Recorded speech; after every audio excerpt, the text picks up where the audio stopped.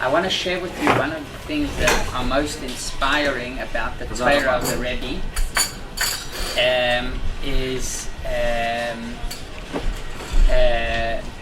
There was once, I'll tell you a story also, I shared it this week. There was a very, very famous author that he was an Israeli secular author. There might even be a street on his name here in the area. I remember it also from the street, but maybe one of you guys know exactly where the street is. Natan Yalin Mor. Has anyone heard of Natan Yalin Mor? No. He was an Israeli author. He used to write in the newspaper a very secular, very anti-religion. He was against practicing Judaism, and very sharp articles that he publicized that are mamish against Yiddishkeit. We talk about 40 years ago, 50 years ago, something like that. He passed away in 1980. His name again, Natan? Natan Yalin Mor. בעברית מה? נתן ילין מור. שמעתם על נתן ילין מור? לא. שם. Oh, there he is. Okay, he looks secular enough, right? He looks like an author. לא מבינה על מה מדברים. שמה? מה איתו? הוא מדבר אני אסביר הכל, האיש הזה. אל תדאגי. עכשיו, so what the story of Natan Yalin Mor is that he was in good relationship with Gershon Jacobson, who is the father of Y.Y. Jacobson, the father of Simon Jacobson, and he was the main editor of the Allgemeiner Journal, which is the Yiddish newspaper that was publicized in the United States. Used to get it, and I think it doesn't last. It's not around anymore, right? Or in English, because it's in English. Journal. Oh yeah. Right? So it used to be in Yiddish because then most people could read the Yiddish and they enjoyed it. So this Natan Yalin Mor was in good connection to the father of Rabbi Jacobson, or Rabbi Jacobson himself, the father. And he stayed by him for Rosh Hashanah, and after Rosh Hashanah, Gershon Jacobson suggested to come together with him to the Rebbe for what's called Kos Shel Bracha. What is Kos Shel Bracha? After Havdalah, the Rebbe used to give out from his own personal cup wine, and what happened is that he decided, you know what, I am going to come, and when he came to the Rebbe said, I read your articles. And Nathaniel said, and do you agree to them? So the Rebbe said, if I would agree to everything that I read, I wouldn't have left much to read. So, and Natan Yalin Mor continues. Then the Rebbe calls him back again, and the Rebbe tells him, but what is with the Yiras Shamayim? Ma'ima Yirat Shamayim. What is with the fear of God? So he knew something. Yes, and he replied to the Rebbe, I rely on the story of Rabbi Levi Yitzchak of Berditchev. What is that story? The story is that Rabbi Levi Yitzchak of Berditchev once came across a Yid that was smoking on Yom Kippur. He was smoking on Yom Kippur, so he told him, Rabbi Yid, do you know that it's Yom Kippur today? He said, yes, of course, I know that it's Yom Kippur today. I had a good meal this morning. And do you know that you're not supposed to smoke on Yom Kippur? Yes, I know that I'm not supposed to smoke, but I still smoke. So Rabbi Levi Yitzchak of Berditchev turns to Hashem and he says, Hashem, see, even the sons that are far away from Yiddishkeit, they will never ever lie. And that was his limud zchus. So Natan Yalin Mor tells the Rebbe, with my Yiras Shamayim, I'm relying on that story of the Rabbi Levi Yitzchak of Berditchev. So the Rebbe told him back, the Rebbe answered him, the Rebbe said, that is good when you're trying to advocate for someone else. But it's not, you can't justify yourself through that story of Rabbi Levi Yitzchak. The end of the story is that he called Rabbi Jacobson. He was feeling sick. He told him, I have an envelope for you, and I want you to read this envelope only after I pass away, and I want you to publish what I wrote there. And The article was the story about his encounter with the Rebbe and what the Rebbe told him and the way the Rebbe inspired him. And he ends the story and he tells the readers, you know that I'm not religious, and you might ask yourself, why, for what reason am I writing this now? I'm not religious. And he said, because I know that it might inspire you, and I'm going to be facing Beis Din Shel my love, and this will be a zchut for my neshama. So interesting. רבי עברית. בעברית סיפור מאוד מאוד מעניין על נתניה לינמור שהיה סופר, שהוא לא היה דתי, הוא לא חי כבר, והוא היה, לא היה דתי, הוא היה, כן, בהשקפות שלו ובמאמרים שהוא פרסם. ויום אחד הוא נסע לארצות הברית, ושם הוא התארח אצל ידיד שלו גרשון ג'ייקובסון, שהיה גם עורך עיתון, ולכן היה להם קשרי עבודה. הוא הציע לו לבוא לרבי לכוס של ברכה. כוס של ברכה זה בעצם בסוף הבדלה של ראש השנה, הרבי היה מחלק מהכוס יין שלו לכל מי שעבר שם. מוצאי שביעי של פסח ומוצאי שבועות גם כן. שלושת הרגלים. לא כל שבוע, לא. ומה שהיה זה שהרבי אמר לו, תשמע, אני קורא את המאמרים שלך. אז הוא שאל אותו, אתה גם מסכים להם? אז הרבי אמר לו, עם כל מאמר שאני אקרא, אני אצטרך להסכים, לא יישאר לי הרבה מה לקרוא. אחר כך הרבי אמר לו, מה עם היראת שמיים? לחבר. לא לחבר, לאותו אחד, לנתניה לינמור. אז אמר לו, אני סומך על רבי לוי יצחק מברדיצ'ו, שהוא היה סניגורם של ישראל, תמיד אימד זכות על עם ישראל. והוא לא, כן. הרבי אמר לו, זה בשביל להצדיק מישהו אחר, זה לא בשבילך. אתה לא יכול ללמד זכות על עצמך. על מישהו אחר תלמד זכות עם רבי לוי. אבל the idea that we see here in the difference between, and this is connected to the sikha that we're going to speak about today, and this is also an introduction to Rosh Hashanah, because the Rebbe's approach, when it came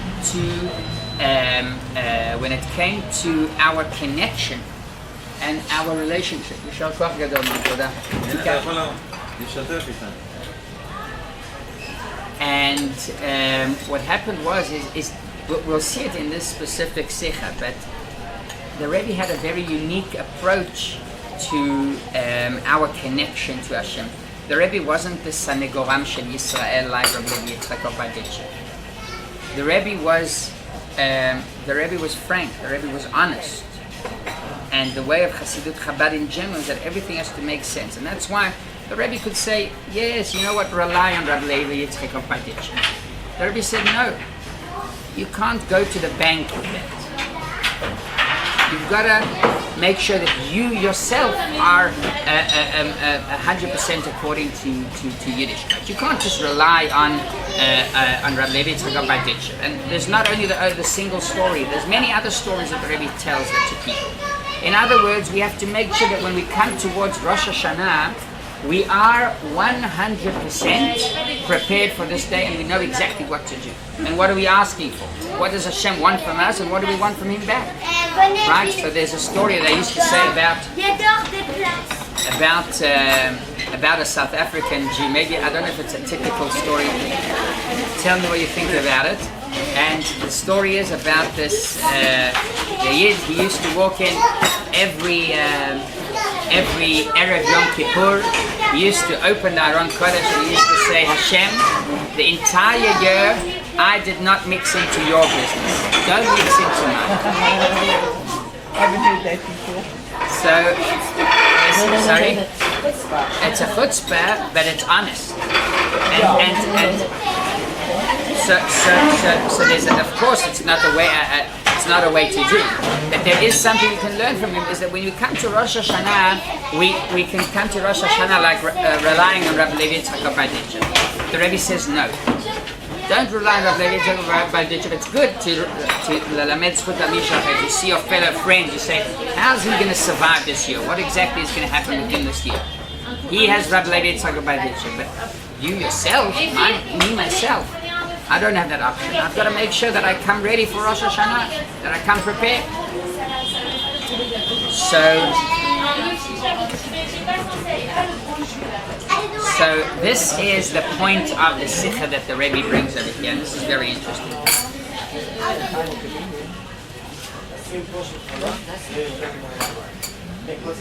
I found where the street is. It's near Begin. It's near Begin. I'm not sure. It's a small little street. Okay, very nice. So there's a street that's named after his name. Shalom, shalom. יש פה גם כן עוד מקומות כאן.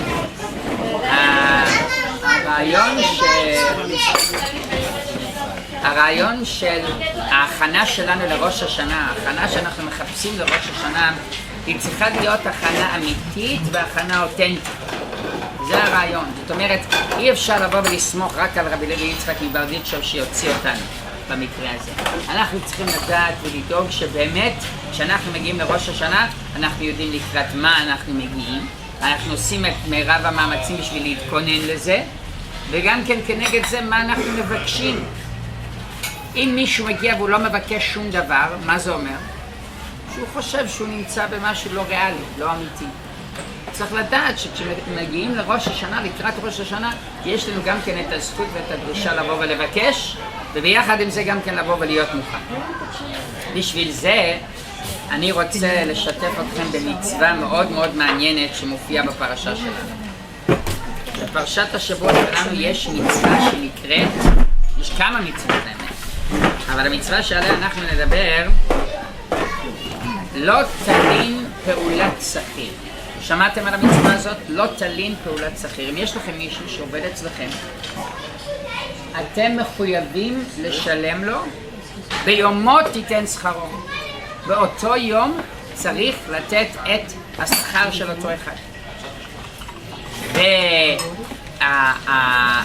והציווי הזה נאמר, לכמה אנשים, הוא נאמר גם כן, הוא נאמר גם כן, היום דרך אגב זה לפי החוק זה ככה, יש מושג שנקרא הלנת שכר. הלנת שכר זאת אומרת שאחרי תקופה מסוימת, אחרי יש איזשהו פרק זמן שמחויבים לשלם את השכר.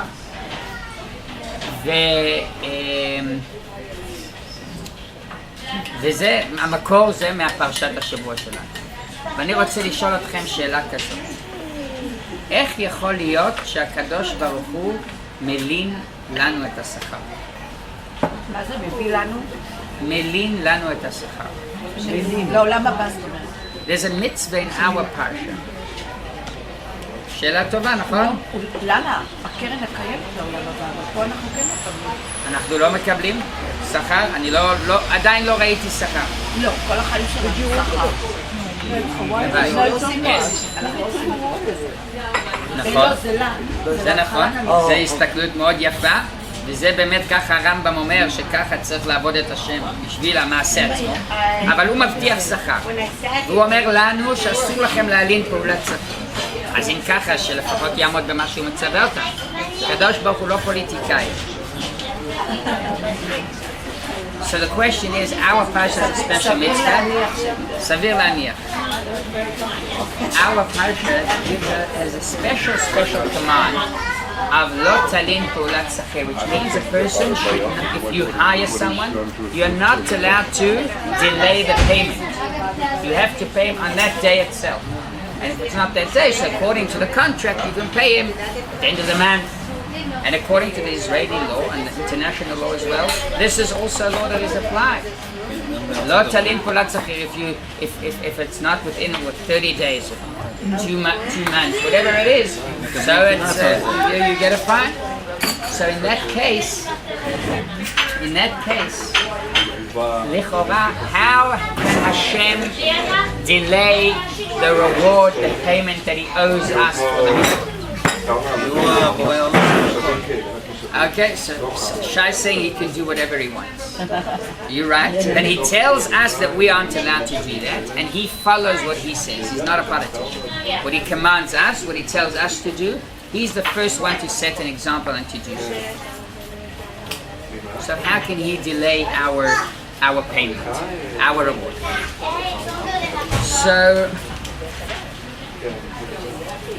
Does he delay the punishment as well? Sometimes, sorry. Does he delay the punishment? Yes, he does that. He does that as well. But and it's in order for us to do teshuvah, and he has also other calculations. And we're happy that he delays the punishment if needed, because it gives us another opportunity. When it comes to the reward, we want the reward right now, right here. So there are those that say that the reward will be in Olam Haba. Okay, the Olam Haba, which means in Gan Eden, that's the reward. And that's okay, because let's say our contract is not a 30-day contract. We don't go by the month, we go by our lifetime. But the Ramban, the Nachmanides, the street Ramban, and Ramban here says to us that the real payment is only in the world to come. In the world to come. התשלום האמיתי יהיה רק בעולם הבא, זאת אומרת, בעזרת השם מחר או היום. אבל כל אלה שחיכו לפנינו היו צריכים לחכות בשביל השכר האמיתי על המצוות, היו צריכים לחכות 2000 שנה. 3000 שנה. לא תלין פעולת שכיר. הלנת שכר, נכון? זה לא חוקי, it's not legal. אי אפשר לתת פה אפילו את השכר בגלל זה. למה לא? זה לא בלתי אפשרי. זה לא בלתי אפשרי, אפשר לתת. But our purpose is to spiritualize the material. We can't do that. That is our work. That's the labor. In the world to come, we will get the reward. But why can't we get part of the reward? That's why they say, no?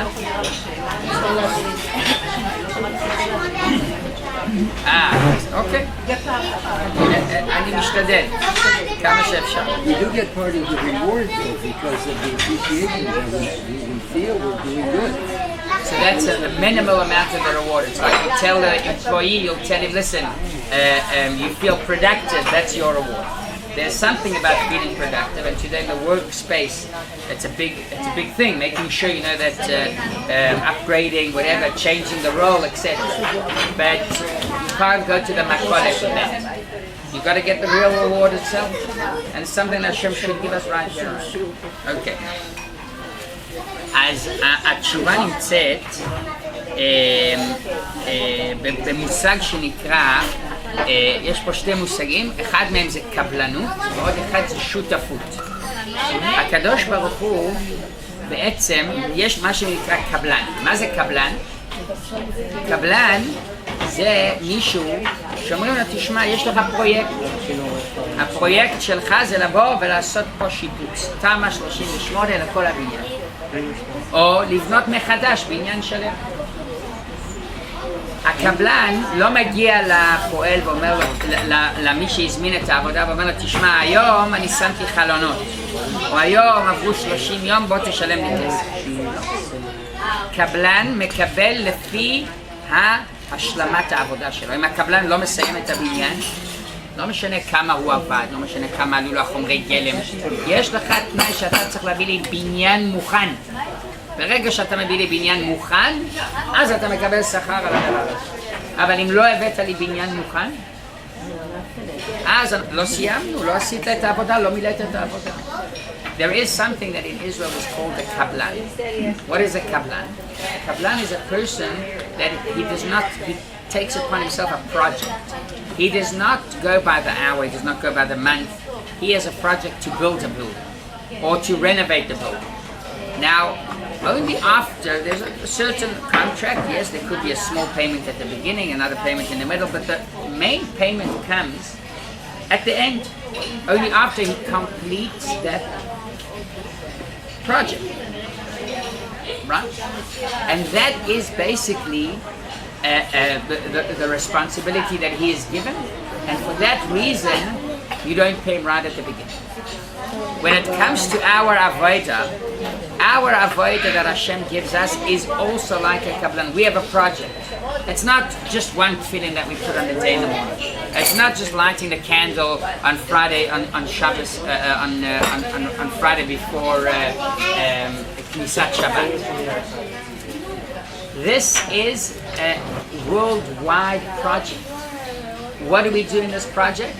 We are here to make this place a home. We're doing a Tama 38 for Hashem. Hashem built a world, but we want to upgrade, we want to renovate it, make it look nice. We want to add 2 floors, right? How do we do that? Through taking a physical object and elevating it and bringing it into the holy side, bringing it into Kedusha. And that is why Hashem says, you want your reward now, I'll give you the small reward. Yes, we get that in Gan Eden. But the real reward, the Ramban says, it's only going to be in Olam Haba, it's only going to be in the world to come. Why? Because Hashem says, wait a second, there's still quite a few things that haven't been complete. You can't come and tell me, okay, I put in the windows, now you've got to give me the reward for that. No, it doesn't work in that way. You've got to make sure that the whole project, the entire project, was done properly. הרעיון הזה של קבלנות יכול להסביר לנו באמת בצורה מאוד טובה את כל העבודה שלנו כאן בעולם הזה. העבודה שלנו בעולם הזה זה לא עבודה של שכיר, זה לא עבודה של פרויקט. זה פרויקט, זה קבלן. תכף אנחנו נגיע לשותף, גם כן שותף. אבל קודם כל, קבלן. קבלן הוא לא שותף שלי, קבלן אני אומר לו, תשמע, אתה צריך לעשות את כל הפרויקט הזה. ברגע שהוא מסיים את הפרויקט, רק אחרי שהוא סיים את זה. והוא באמת לא רק סיים את זה, אלא הוא עשה את זה בצורה מושלמת, אז מגיע לו עיקר השכר. לכן הקדוש ברוך הוא אומר, הנחת תפילין, אוקיי, עכשיו אני אביא לך את עיקר השכר. אחרי שכל אחד ואחד סיים את חלקו בעולם, ואת חלק הנשמה שלו על זה הוא אחראי, רק אז הקדוש ברוך הוא אומר, אוקיי, עכשיו זה הזמן לקבל שכר. ומתי זה יקרה? זה יקרה לעתיד לבוא. זה יקרה לעתיד לבוא. זה התנאי שלי. נכון? אז הנושא של תכף אנחנו נראה לגבי, אז יש פה שמסתתר פה בדברים שלך שאלה מאוד מאוד טובה. רגע, בגלל שאנחנו באנו במטרה לעולם? כן. זאת הכוונה. כן. אז לא במטרה, צריך לגמור את התיקון. בדיוק. יש פה שאלה נוספת. Here's another question, and this has to do with Rosh Hashanah. What are we going to ask for during Rosh Hashanah? What are we going to ask for? What do we want from Hashem? We know what He wants from us. Peace. You're going for big wishes. Health. Parashat. Right? Refuah. Right? We want all of these good things. But here, this is the realistic approach. This is the realistic approach. חייבים לבקש. לא, למה? אני יודעת שאני לא שקבל אחר כך, אז בשביל אני לבקש עכשיו. אבל זה למה השיחה של הרבי זה משהו אמיתי. אנחנו לא חיים בלה-לה-לנד שלא מבקשים, אנחנו רוצים לבקש. השאלה היא באיזה זכות אנחנו מבקשים, ומה אנחנו מבקשים. So again, this is why it's so realistic, because we come to Rosh Hashanah, the story that is about that South African, the point that we learn from that story is that he's authentic, he's realistic. He tells Hashem, listen, we have a status quo, a peace agreement. But we want to say to Hashem, no, we don't want that type of agreement. We want a different agreement. We want an agreement that we serve you, but you also give us back what we deserve. So, and we want it now. Im b'chukotai telechu v'natati gishmechem beitam is a reward that we will accept in this world if we do follow Hashem. אז אם כך אנחנו צריכים להבין, רגע, באיזה דרישה אנחנו מגיעים ומבקשים עכשיו שכר מהקדוש. למה זה לא עננת שכר? למה זה עננת שכר? אז מה זהו, זה לא נחשב עננת שכר, אבל אנחנו רוצים את זה עכשיו. אנחנו צריכים את זה עכשיו, וזה מה שאנחנו מבקשים ודורשים. ובאמת, כשבאמת מקשיבים לקדוש ברוך הוא, הוא כן נותן את זה, אבל למה הוא נותן את זה? הרי צריך לתת רק אחרי השלמת הביצוע. אז זה לא צריך להביא עכשיו. So, the approach that the Rabbi brings now is the concept of partners. Partners. Not only that we are the Kabbalah Cafe of Hashem, but we are the partners of Hashem. And this is connected to Heter Iska. Let's say a person says, listen, I give you a certain asset. The example of the Gemara is chickens. I give you chickens, and they lay eggs and they become chickens themselves. So you are a Kabbalah. You are in charge of this project of the chickens. right? But in that case, can you, and I'm the investor, I give him the chickens and I forget about it. Can I forget about it? No. I have to make sure to give him sustenance during the time that he is raising the chickens for me. And that is a real partner. A real partner is not only someone that says, okay, forget about it, I give you the money and I'm going to sleep. No. I have to make sure that I am your shutaf. I am your partner, and in that case, when you are a partner, you are obligated to make sure and to take care not only the first initial chickens, but any profit that comes immediately out of that, I get half. And that is a shutaf. That is a partner. אנחנו לא רק קבלנים של הקדוש ברוך הוא, אנחנו גם שותפים שלו. מה הכוונה שותפים שלו? אנחנו ממש, ברגע שהוא מרוויח משהו, צריך לתת לנו חלק. שותפים זה לא משהו ששותף אחד אומר, אני אקח את הכל ואני אתן לך אחרי 120. שותף, הוא מקבל עכשיו את חלק גדול מהרווח, אבל גם כן דיבידנדים בדיוק, הוא מקבל עכשיו את הדיבידנדים, נכון? ככה זה עובד, הוא מקבל את זה עכשיו. Like dividends, you don't get the dividends, you get it not every day, but you don't get it in 20 years, you get it right here, right now. So, and that is how we are real partners with Hashem. So, this is exactly. It's part of Him enabling us to actually do the mitzvah. It's like a part, and this is what we should tell Hashem. Hashem, I am fully dedicated to you, and I want to keep the mitzvah. But how hard it would be if I would have problems in health, if I would have problems in finance. I want you to make it easier. And then I will struggle, yes, so it's going to be hard. We are here to work, but the struggle is not going to be solving the health issues and the parnasa issues. The struggle will be adding another shiur, adding another mitzvah, adding another tefillah, adding more tzedakah. That will be my struggle. And that's what we ask from Hashem. This is our Rosh Hashanah. הראש השנה שלנו, מה הכנה לראש השנה? אנחנו מבקשים הקדוש ברוך הוא תפנה לנו את כל המניות, תפנה לנו את כל הקשיים, שלא נצטרך להתאמץ, בכל אופן צריך להתאמץ. אדם לעמל יולד. אבל השאלה מה העמל שאנחנו נצטרך לעשות? עמל בפרנסה, עמל בבריאות, או שזה אנחנו עם הקדוש ברוך הוא, זה אתה תיקח. אנחנו נעשה עמל, אבל איזה עמל אנחנו נעשה? עמל של עול מלכות שמיים, עמל של עוד מצווה, עמל של עוד שיעור תורה, עמל של צדקה. אנחנו מקבלים את הרווחים. כן, חלק, חצי לפחות. אבל כבר חצי מקבלים פה? כן. אז כן מקבלים. זה הדרישה. נכון, איזה שותפות. אנחנו גם מקבלים, בהתחלה אמרנו... לא מקבלים את השכר האולטימטיבי. לא מקבלים את השכר שיהיה אחרי ביאת משיח. אבל ונתתי גשמכם בעיתם. זה עכשיו.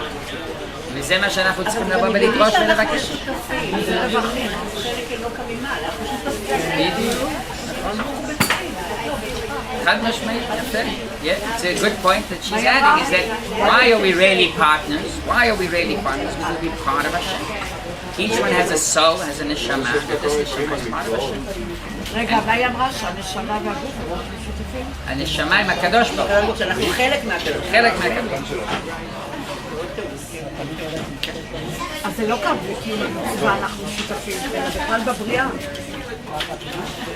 הבריאה זה הבריאה של הקדוש ברוך הוא. לא, זה יוצא שאנחנו לא שותפים רק במעשים שלנו, אלא עצם העובדה שגם נבראנו שותפים לקדוש ברוך הוא.